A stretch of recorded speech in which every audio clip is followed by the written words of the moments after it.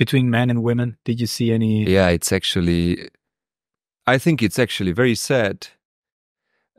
Because I just did, when we did the first analysis, obviously full-time work plus this after work, it was suffering, right? So I did the first analysis 2 weeks after we collected the results.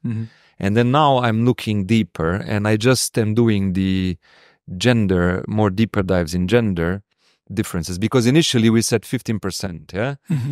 Over roughly 15% difference, and we had mostly full-time people, so it's not like some people work less, maybe, but negligible. And now I looked into education, into management levels, and it's crazy that it's almost always around 15%.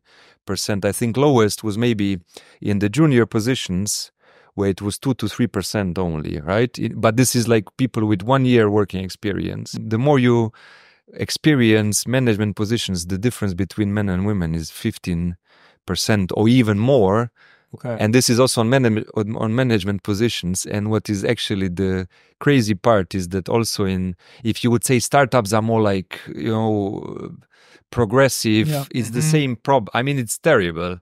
When you look at these results, you think, I mean, obviously, you can argue there is some, but maybe responsibility. There's always something hidden in the data, maybe, but the differences are actually very sad. But it's very interesting that you say that it looks like they both start at equal salaries, but the more they grow and the more they get and the more seniority, the gap gets bigger. Yeah, but this could also be explained like this, that now people are more, the people who got hired last year, they just started, maybe they are getting treated more equally.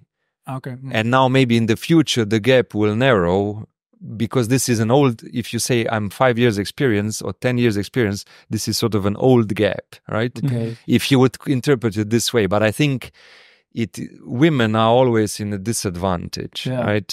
So that's now also shown clearly by this data. Yeah, and this is interesting, because sometimes people will use this.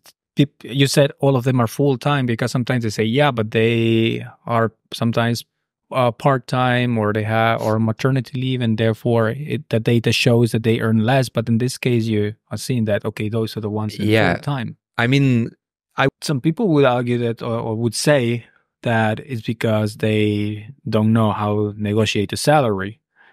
But on the other hand, like, the companies are the ones that are accepting or not this salary.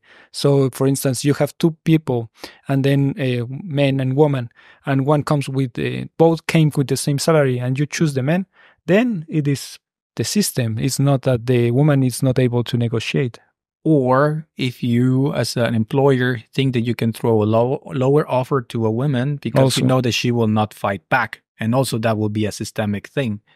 And like I have friends, and they are now in the age where they might have kids, right? And it's also a lot of, I mean, it's very illegal to do this, right? But a lot of at least what they told me, right, that they have a feeling that when you then have two candidates, right, that they are obviously disadvantaged because there's a likelihood that they will have kids, right?